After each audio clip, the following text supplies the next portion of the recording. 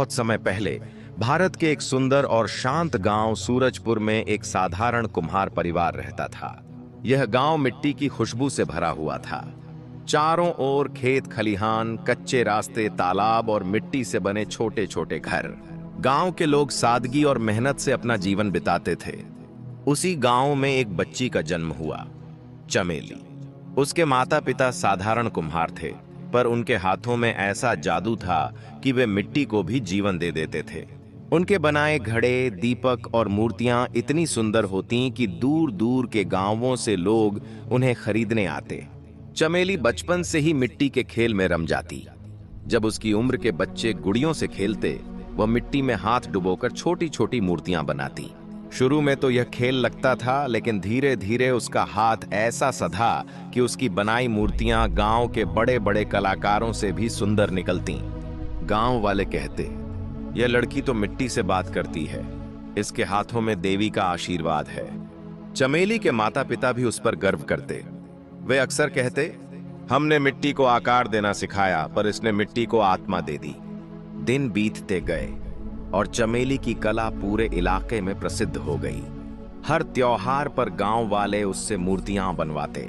मंदिर में सजने वाली देवी देवताओं की मूर्तियां भी वही बनाती थीं। लोग न केवल उसकी कला, बल्कि उसके सादे स्वभाव और नम्रता की भी प्रशंसा करते थे। लेकिन किस्मत हमेशा मेहरबान नहीं रहती। एक भयानक वर्षा ऋतु में बीमारी फैल गई और कुछ ही दिनों में चमेली के माता पिता दोनों ही इस संसार से चले गए। उस दिन गांव का आसमान भी जैसे रो पड़ा था। मिट्टी के छोटे से घर में चमेली अकेली रह गई। उसका सहारा, उसका संसार, सब कुछ बिखर गया। कई दिनों तक वह टूट चुकी थी। वह अपने ही बनाए दीपकों को देख देख कर रोती थी। उसे लगता था जैसे अब उसके हाथों से मिट्टी भी कुछ नहीं बनना चाहेगी। लेकिन धीरे धीरे उसने अपने आंसू पोंछे और अपने माता पिता के शब्द याद किए। मिट्टी चाहे कितनी भी भीग जाए, अगर धैर्य और प्रेम से उसे गढ़ा जाए तो वह फिर आकार ले लेती है। इसी विश्वास के सहारे चमेली ने अपने जीवन की नई शुरुआत की। अब वह अकेली थी, पर उसकी कला ही उसका परिवार थी। वह और भी सुंदर मूर्तियां बनाने लगी। हर मूर्ति में अब केवल सौंदर्य नहीं, माँ बाप की याद और उनकी आत्मा भी बसती थी। समय बीतता गया। इसी बीच राज्य में हर साल की तरह इस बार भी वसंत महोत्सव मेला आयोजित होने वाला था। यह मेला बहुत बड़ा होता था। दूर दूर से व्यापारी भी, कलाकार और साधक अपनी कला और वस्तुएं लेकर आते।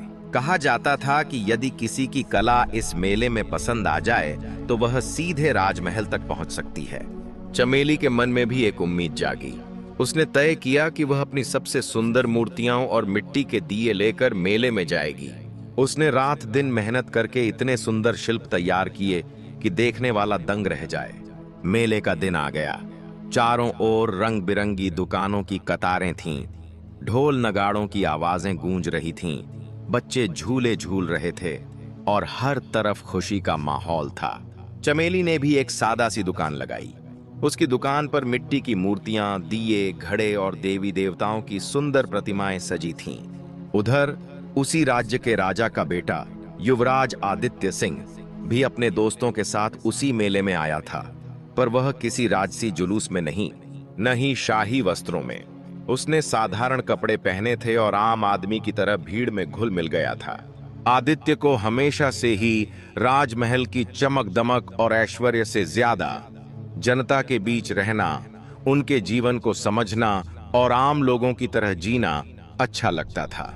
महल की बंद दीवारों के भीतर रहकर वह कभी सच्ची जिंदगी नहीं देख पाता था। इसीलिए वह हर साल भेष बदलकर मेले में घूमने आता था, बिना किसी को अपनी असली पहचान बताए। वह दोस्तों के साथ कभी मिठाई खाता, कभी झूले झूलता, कभी दुकानों पर रुककर छोटी छोटी चीजें खरीदता। लेकिन तभी उसकी नजर एक छोटी सी दुकान पर पड़ी। वहां सजी मिट्टी की मूर्तियां कुछ अलग ही चमक रही थीं। वह दुकान थी चमेली की। आदित्य कुछ पल तक वहीं खड़ा रहा। वह आश्चर्य से मूर्तियों को देखने लगा। उनमें कोई साधारणपन नहीं था, उनमें जैसे जीवन बसता था। देवी की आंखों में करुणा थी, मिट्टी के दीपकों में रोशनी थी और हर घड़े में जैसे किसी की आत्मा झलक रही थी।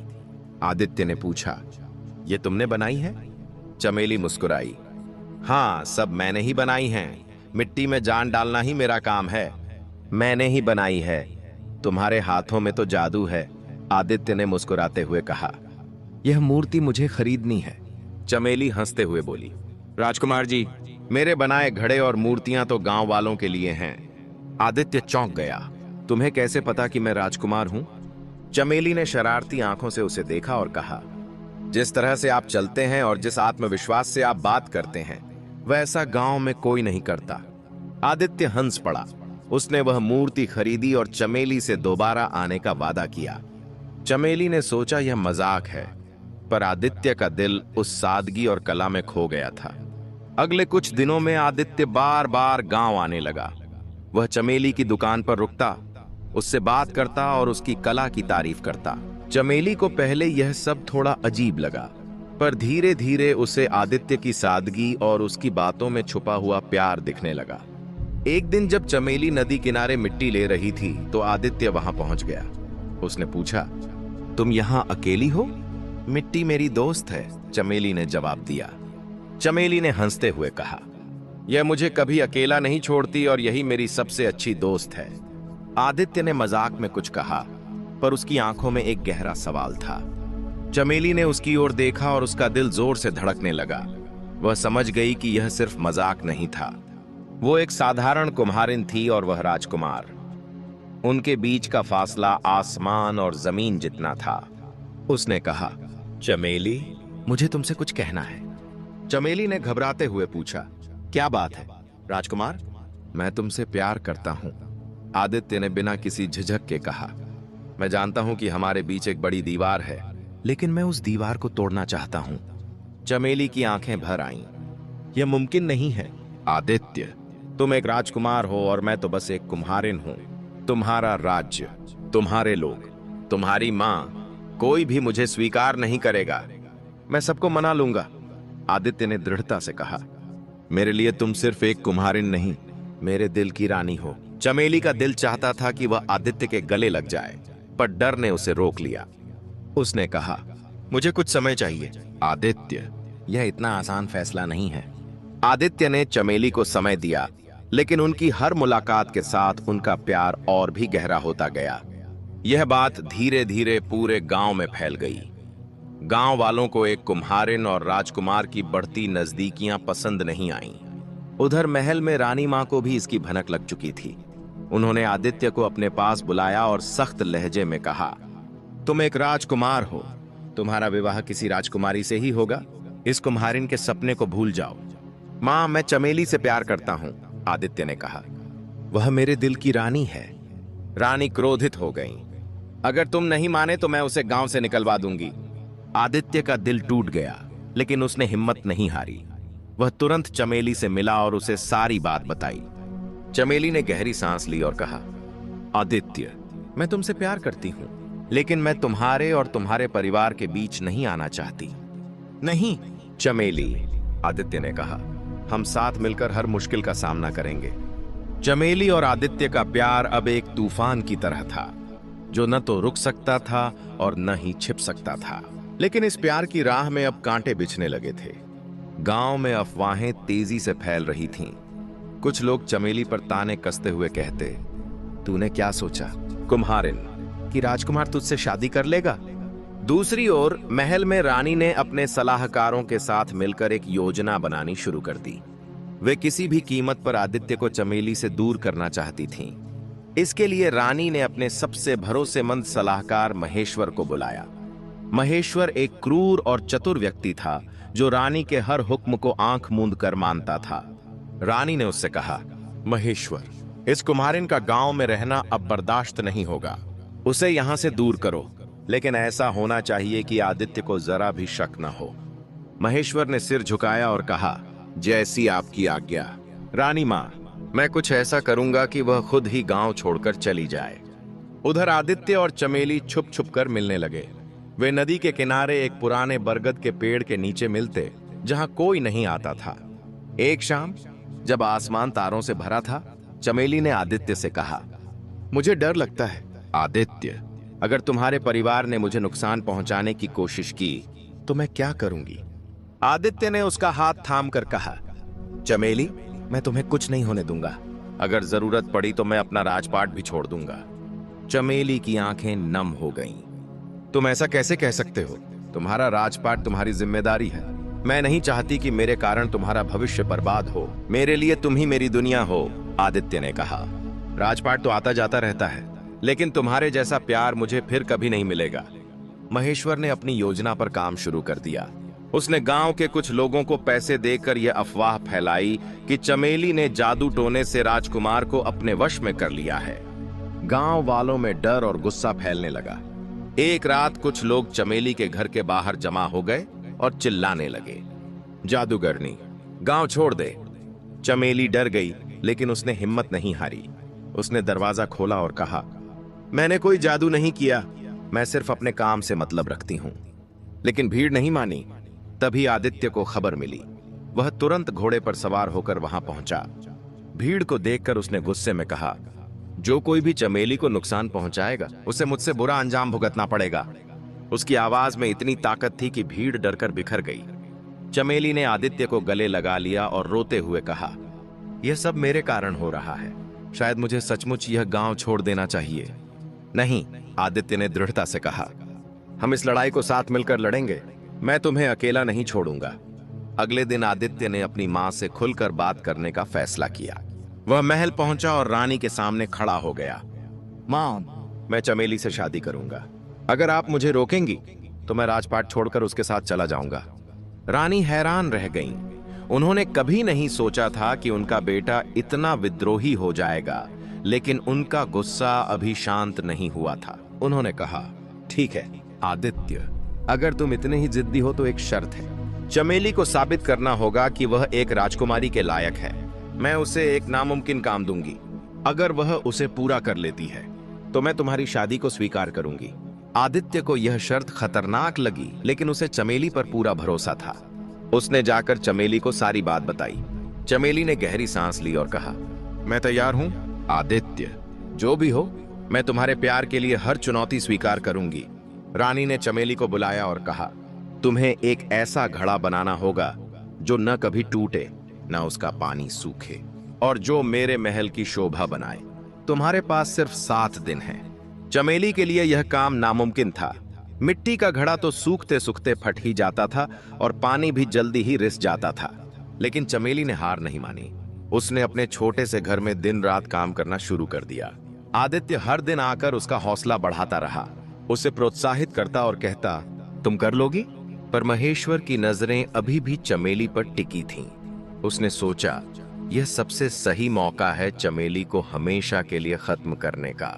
उसने एक नई साजिश रची, जिसका पता न तो चमेली को था और न ही आदित्य को। चमेली ने रानी मां की चुनौती को स्वीकार तो कर लिया था, लेकिन उसके मन की गहराइयों में यह बात साफ थी कि यह राह कांटों भरी होगी। एक ऐसा घड़ा बनाना था जो न कभी टूटे, न उसका पानी सूखे, और साथ ही महल की शोभा बढ़ा दे। यह किसी साधारण कुम्हारिन की काबिलियत से परे था। यह उसके हुनर, जहाँ साहस और अस्तित्व की सबसे बड़ी परीक्षा थी। उसने अपने छोटे से घर के एक कोने को कार्यशाला में बदल डाला। मिट्टी, पानी और चाक के साथ उसने अपने दिन रात एक कर दिए।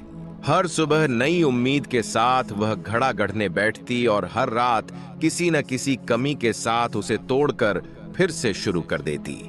कभी मिट्टी सही नहीं बैठती, कभी आकार बिगड़ जाता, तो कभी घड़ा सूखने से पहले ही दरक जाता। इन कठिन पलों में आदित्य उसका सबसे बड़ा सहारा बना। वह रोज उससे मिलने आता, उसके पास बैठकर उसे हिम्मत देता। वह मुस्कुराते हुए कहता, चमेली, तुम्हारी कला में जादू है। तुम जरूर कुछ ऐसा बना लोगी जो पूरे राज्य को हैरान कर देगा। चमेली भी हल्की मुस्कान देती, लेकिन उसकी आंखों में छिपी थकान और चिंता को आदित्य साफ महसूस कर सकता था। वह जानती थी यह सिर्फ एक घड़े की बात नहीं थी, बल्कि यह उसके स्वाभिमान, उसके प्रेम और उसके भविष्य की लड़ाई थी। यह उसके और आदित्य के प्यार की असली परीक्षा थी। महेश्वर, जो रानी का वफादार सलाहकार था, चुपके से चमेली की हर हरकत पर नजर रख रहा था। उसे पता था कि अगर चमेली घड़ा बनाने में सफल हो गई तो रानी को आदित्य और चमेली की शादी माननी पड़ेगी। यह उसके लिए बर्दाश्त से बाहर था। महेश्वर ने एक खतरनाक योजना बनाई। उसने गांव के एक कुख्यात जादूगर भैरवनाथ को बुलाया, जो अपने काले जादू और रहस्यमय शक्तियों के लिए बदनाम था। महेश्वर ने भैरवनाथ से कहा, चमेली जो भी घड़ा बनाए तुम उसे रात में तोड़ देना, और अगर वह फिर भी हार न माने तो ऐसा करो कि वह खुद ही गांव छोड़कर भाग जाए। भैरवनाथ ने तिरछी मुस्कान के साथ कहा, यह काम मेरे लिए बच्चों का खेल है, बस मेरी कीमत पूरी कर दो। महेश्वर ने उसे सोने की मोहरों से भरा एक थैला दे दिया। उसी रात जब चमेली अपने बनाए एक घड़े को आखिरी रूप दे रही थी, अचानक तेज हवा चली। चमेली का छोटा सा घर हवा के झोंकों से कांप उठा और दरवाजा खुल गया। उसने देखा कि उसका घड़ा, जो अभी तक सुरक्षित था, अचानक मेज से गिरकर जमीन पर टुकड़े टुकड़े हो गया। चमेली स्तब्ध रह गई। उसे लगा कि शायद यह उसकी कोई गलती थी, पर उसके दिल ने चेतावनी दी कि कुछ गलत हो रहा है। फिर भी चमेली ने हिम्मत नहीं हारी। अगले दिन उसने फिर से अपने काम को हाथ में लिया। इस बार उसने नदी के गहरे तल से एक नई चमकदार और मजबूत मिट्टी निकाली, पर उसे पता था कि यह मिट्टी भी शायद रानी की शर्त को पूरा नहीं कर पाएगी। तीसरे दिन जब वह अपना नया कलश चूल्हे में पका रही थी, आदित्य वहां आया। चमेली तुम ठीक हो? उसने चिंता भरे स्वर में पूछा। चमेली ने उदास होकर कहा, मैं कोशिश कर रही हूं आदित्य, पर हर बार कुछ न कुछ गलत हो जाता है। मुझे लगता है कि कोई मेरी मेहनत के खिलाफ साजिश कर रहा है। आदित्य उसकी बात गंभीरता से सुनकर बोला, मैं इसकी तह तक जाऊंगा, तुम बस अपने काम पर ध्यान दो, मैं तुम्हें कुछ नहीं होने दूंगा। फिर आदित्य ने अपने सबसे भरोसेमंद दोस्त प्रताप सिंह को बुलाया। प्रताप सिंह गांव का एक चतुर और फुर्तीला लड़का था, जो महल में आदित्य का साथी था। आदित्य ने उसे चमेली के घर और उसके आसपास नजर रखने के लिए कहा। उस रात जब भैरवनाथ फिर से चमेली के घर में घुसने की कोशिश कर रहा था, प्रताप सिंह ने उसे पकड़ लिया। भैरवनाथ ने भागने की कोशिश की, पर प्रताप सिंह ने उसे मजबूती से पकड़कर आदित्य के सामने पेश कर दिया। आदित्य ने भैरवनाथ से सख्ती से पूछताछ की। डर के मारे उसने सारा सच उगल दिया कि कैसे महेश्वर ने उसे चमेली के खिलाफ साजिश करने के लिए पैसे दिए थे। आदित्य का क्रोध 7वें आसमान पर था। वह तुरंत महल पहुंचा और रानी को सारी बात बताई। मां, आपने मेरे प्यार को खत्म करने के लिए इतनी घटिया हरकत की, आदित्य क्रोध में बोला। रानी चुप रही। उनके पास कोई सटीक जवाब नहीं था, पर उनका अहंकार उन्हें चमेली को स्वीकार करने से रोक रहा था। उन्होंने कहा, ठीक है आदित्य, मैं महेश्वर को सजा दूंगी, पर चमेली को वह घड़ा बनाना होगा। अगर वह ऐसा नहीं कर पाई तो तुम्हें मेरी बात माननी होगी। आदित्य ने चमेली को यह बात सुनाई।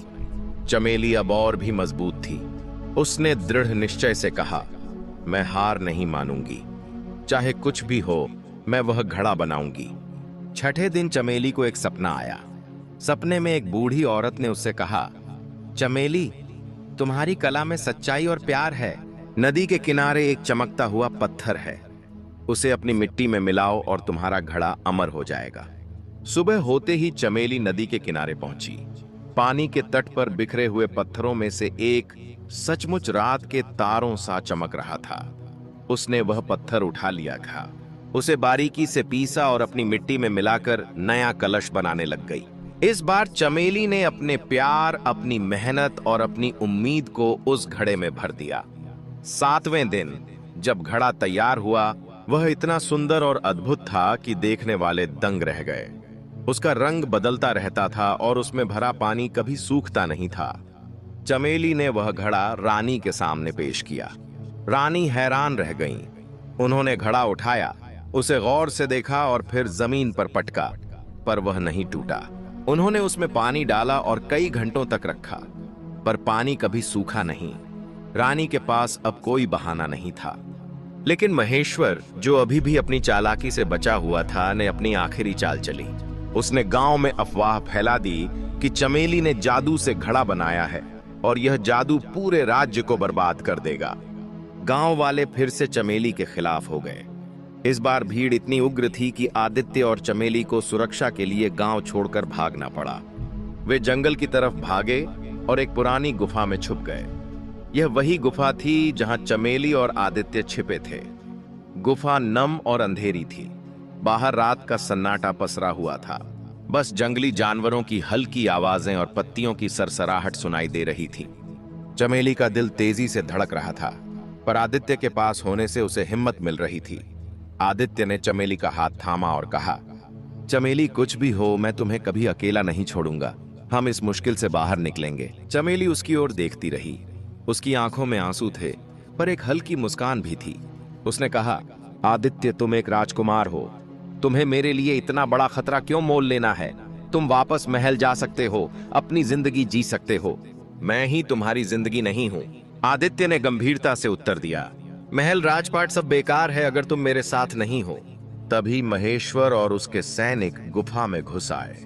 अंधेरे में आदित्य ने अपनी तलवार से 2 सैनिकों को घायल कर दिया, लेकिन महेश्वर ने एक चालाकी भरी योजना बनाई। उसने अपने आदमियों को गुफा के प्रवेश द्वार पर आग लगाने का आदेश दिया, ताकि धुएं से गुफा भर जाए और चमेली और आदित्य बाहर आने को मजबूर हों।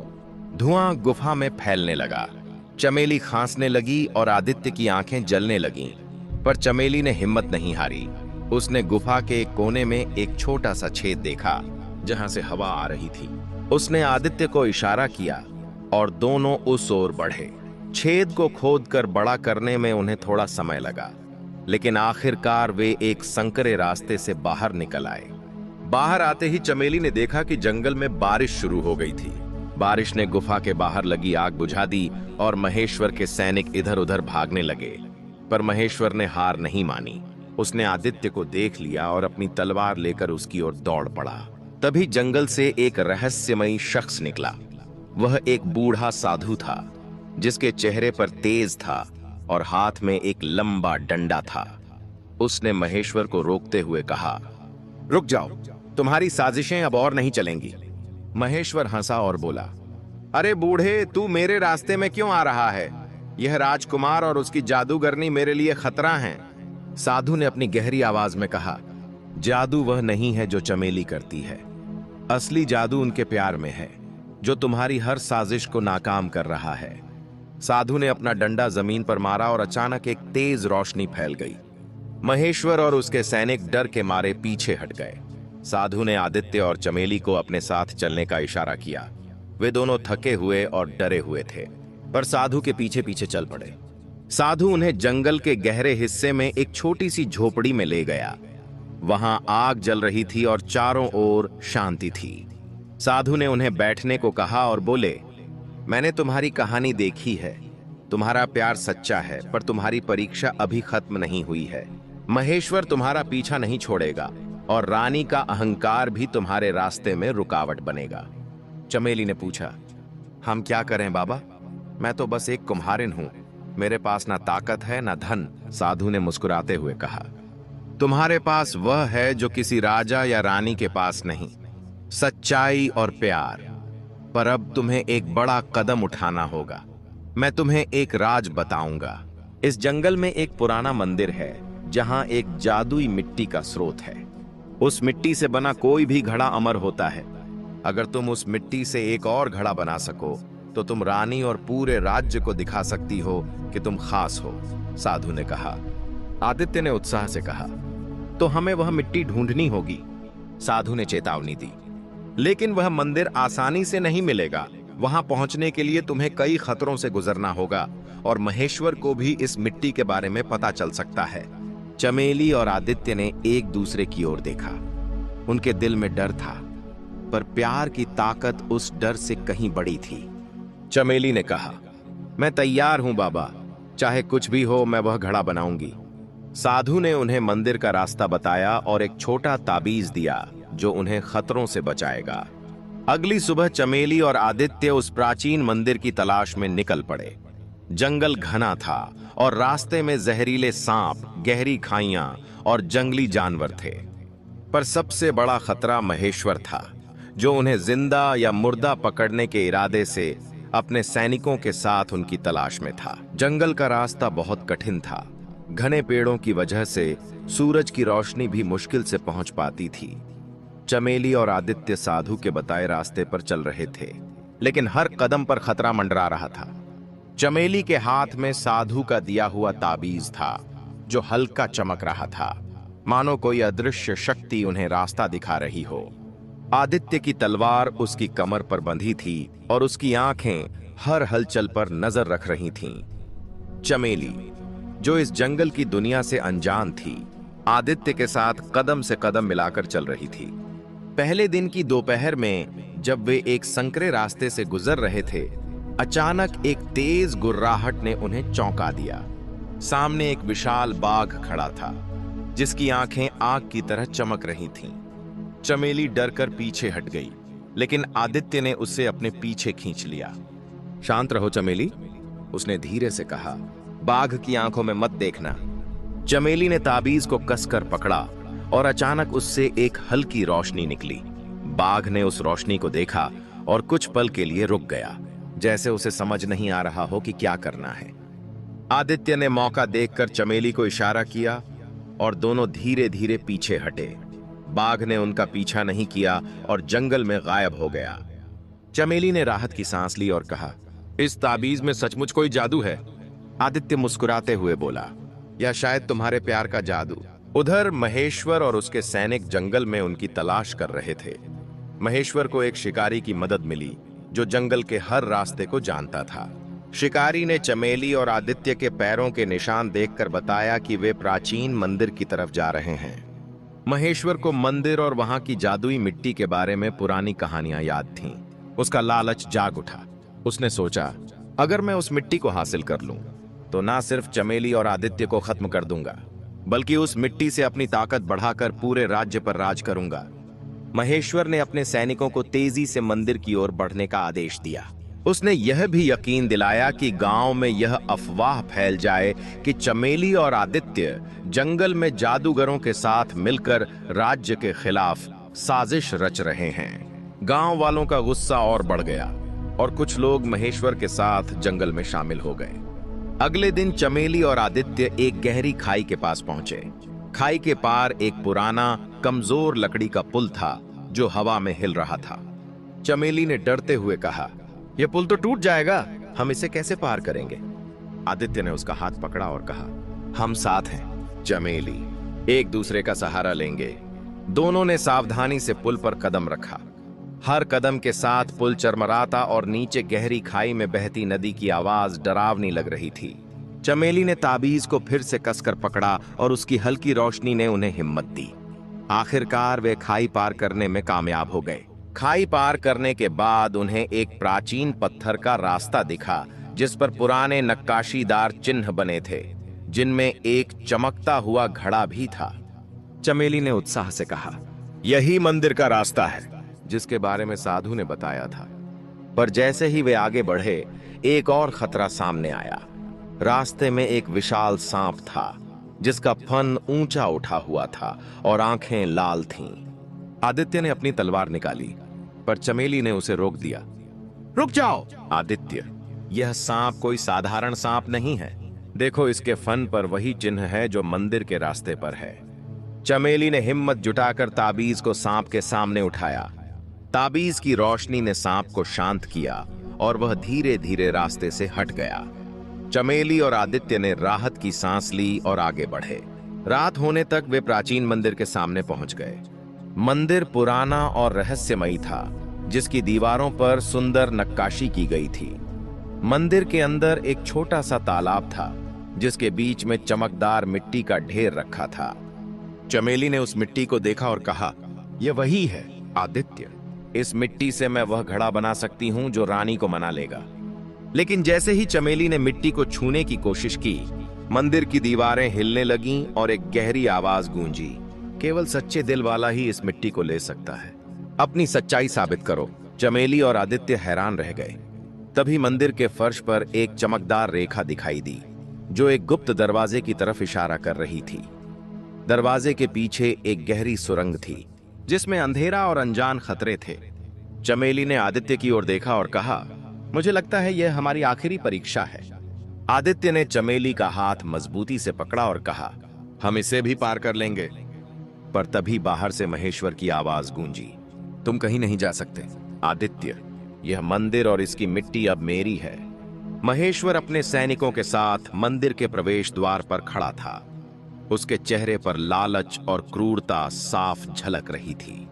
चमेली और आदित्य के पास दो रास्ते थे, या तो वे सुरंग में जाकर मिट्टी हासिल करने की कोशिश करें या महेश्वर और उसके सैनिकों का सामना करें। लेकिन समय कम था और महेश्वर तेजी से उनके करीब आ रहा था। आखिरकार अद्भुत साहस और अपनी कला की ताकत से चमेली ने मिट्टी से वह अमर घड़ा बना लिया। उन्होंने उसे सुरक्षित महल तक पहुंचाया। महल में चमेली और आदित्य की नई जिंदगी खुशहाली और प्रेम से भरी थी।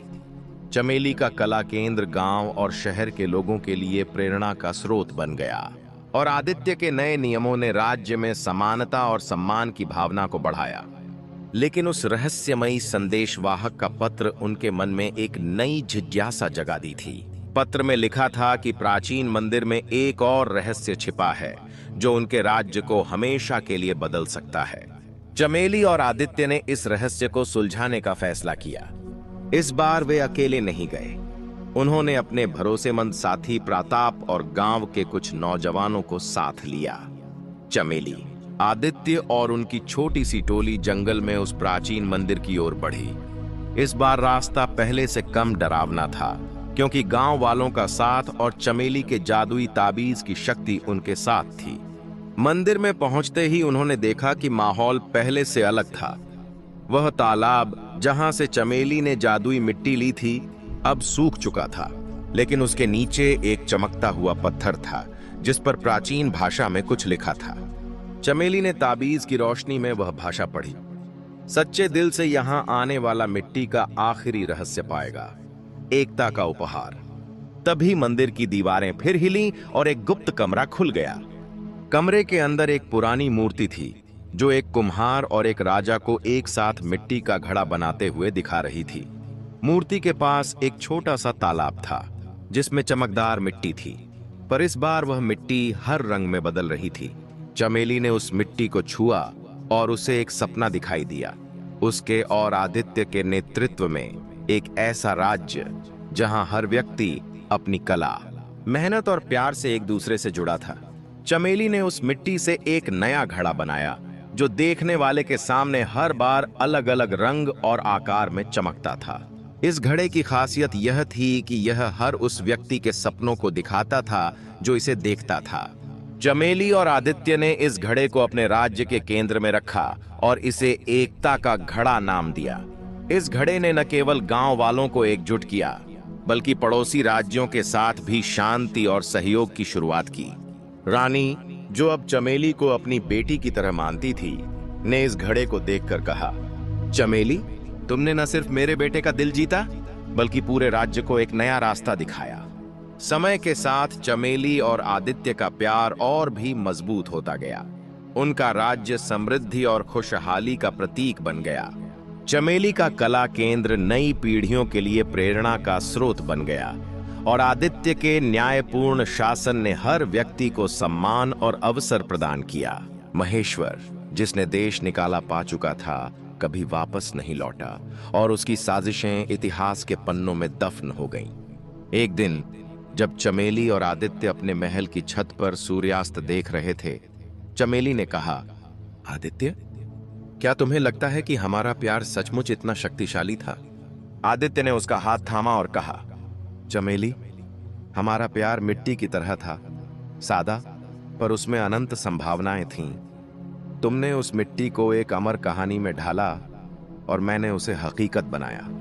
उस दिन के बाद चमेली और आदित्य ने अपने राज्य को प्यार, एकता और कला के रंगों से सजाया। उनका जादुई घड़ा और एकता का घड़ा आने वाली पीढ़ियों के लिए प्रेरणा बन गए। उनकी कहानी गांव-गांव और शहर-शहर फैल गई और लोग उन्हें कुम्हारिन और राजकुमार की अमर प्रेम कहानी के रूप में याद करने लगे। इस तरह मिट्टी और प्यार की यह कहानी, जो एक छोटे से गांव से शुरू हुई थी, एक महान साम्राज्य की नींव बन गई। दोस्तों, मुझे उम्मीद है कि इस कहानी से आपको कुछ सीखने को मिला होगा। अगर वीडियो अच्छी लगी हो तो वीडियो को लाइक और कमेंट में जय माता दी अवश्य लिखें। हम आपसे मिलते हैं किसी और नई वीडियो में। तब तक के लिए अपना ख्याल रखना। जय माता दी।